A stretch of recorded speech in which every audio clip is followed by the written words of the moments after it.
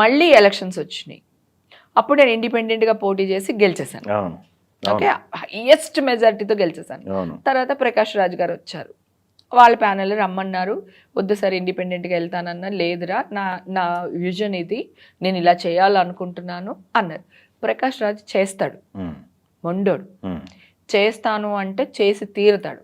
నేను నమ్మాను అతన్ని, మంచి లీడర్ అవుతాడు, మా సజెషన్ మంచి జరుగుతుందని నేను నమ్మి అతని ప్యానెల్లో ఉన్నా. వీళ్ళందరూ కలిపి ఒక వ్యక్తిని కొట్టడానికి ప్లాన్ చేశారు. నరేష్ గారు, శివబాలాజీ, వీళ్ళందరూ. ఇంకా క్లిప్పింగ్స్ ఉంటాయి, ఫొటోస్ కూడా ఉంటాయి. నేను గబగబా పరిగెత్తుకుని అతన్ని కాపాడడానికి వెళ్తున్నా. శివబాలాజీ ఇట్లా చేసి నన్ను ఆపేశాడు. ఇక్కడ ఇట్లా చేయి తీయని లాగుతున్నా, కాలండి ఫోటోలు చూడండి, వీడియో చూడండి, తీయి అంటున్నాను, అతను తీయట్లేదు.